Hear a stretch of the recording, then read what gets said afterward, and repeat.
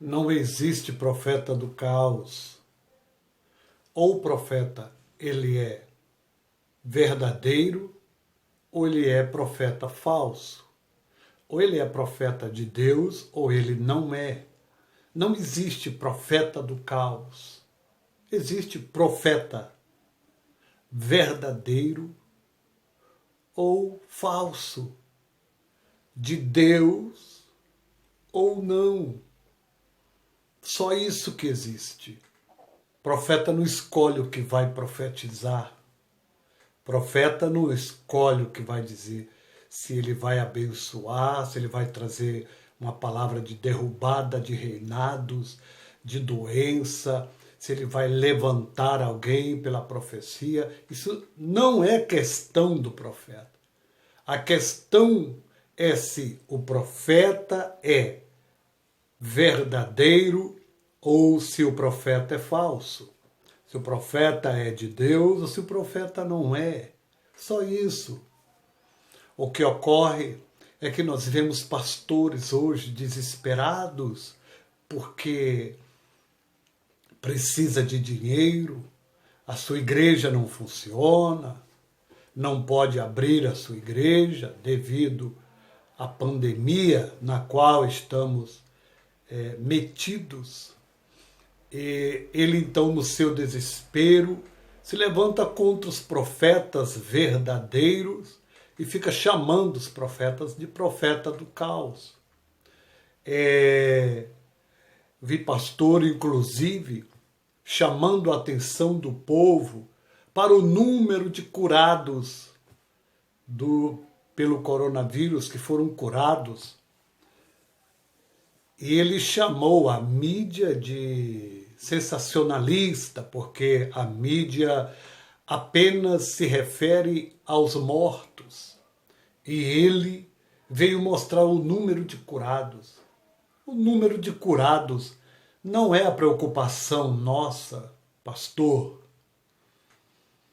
O número de curados não é a preocupação do Estado. A preocupação do Estado é o número de mortos. Se tiver 1000 curados, mas estiver morrendo 1, 2 ou 3, essa deve ser a preocupação. A preocupação está naqueles que estão morrendo. Esse é o ponto. Enquanto o Senhor diz que a mídia ignora os curados e fala apenas dos mortos, o Senhor ignora os mortos e fala apenas dos curados.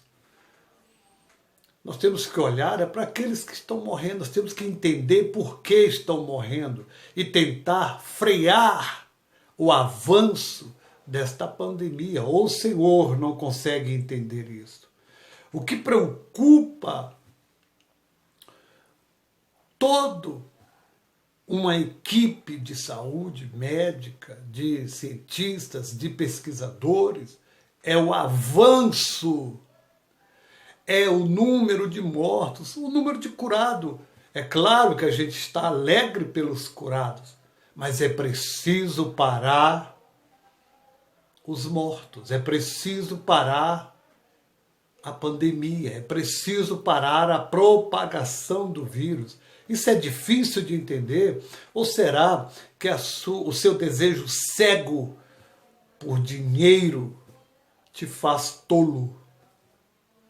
Será que é o desejo cego por dinheiro que deixa você tolo a ponto de não ver que nós estamos com tantas pessoas, não só no Brasil, mas no mundo, e que este mal tomou conta do mundo? Esta noite eu tive um sonho, irmãos, onde eu via parte do mar seco, como se fosse uma crosta, assim seca, como se fosse uma terra árida. E eu andando sobre aquilo, de repente eu percebia que aquilo era o mar, porque eu fui avisado de que aqui é o mar, mas essa parte está morta. E eu cheguei a ver a outra parte que ainda estava, que era água, que era pura água. mas ela se misturava a esta parte morta, que era apenas uma crosta que estava seca, como areia seca, não é? E eu acordei com este sonho. E eu agora estou entendendo este sonho. Este sonho se refere exatamente ao que estamos vivendo. Estamos vivendo, o mar aqui representa nações. Estamos vivendo exatamente isso. Parte desse mar está morrendo. E muitas pessoas não querem perceber, não querem entender.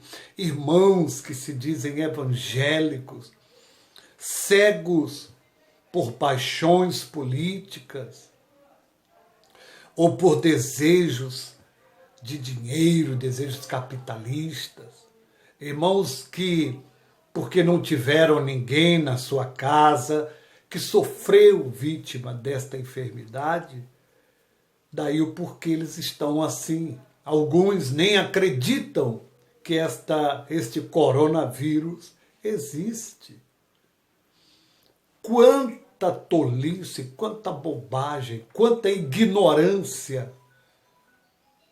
É duro você ver pastores cegos, totalmente levados por paixões. Eu vi um senhor pastor aí, nervoso, totalmente fora de si, por paixões políticas. Você não foi chamado para isso, pastor.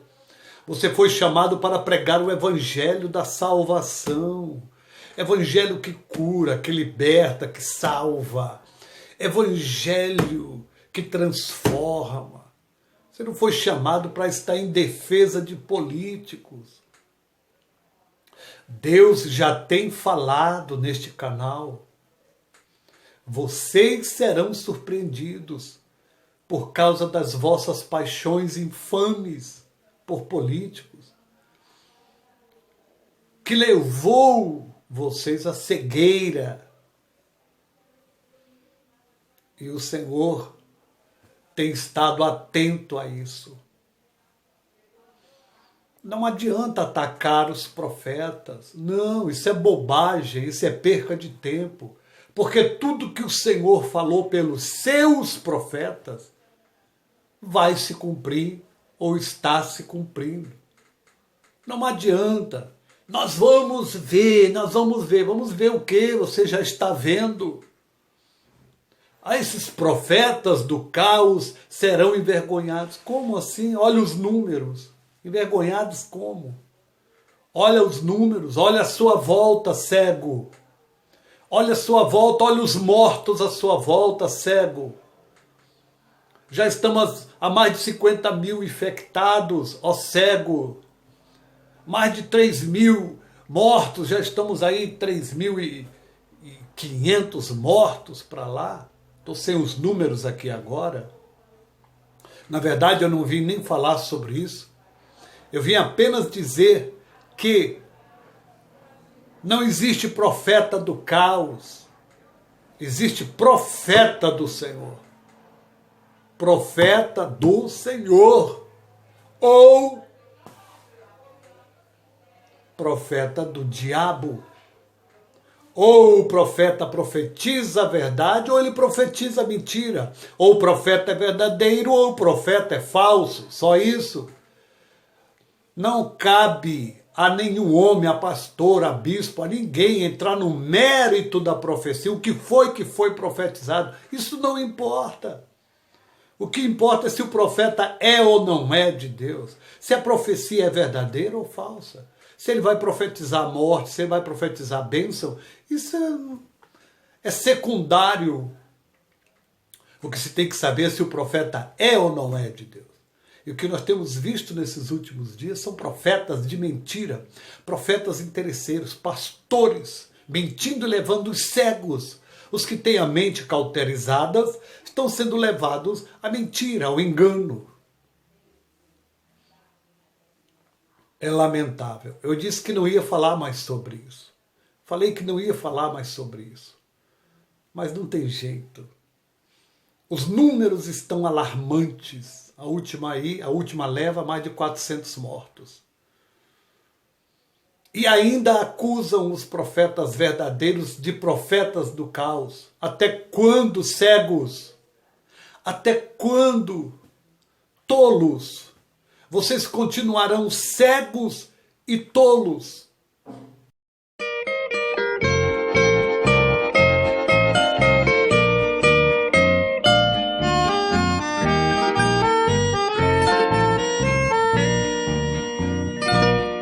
Porfiai por entrar na porta estreita, por onde muitos se esforçam por passar.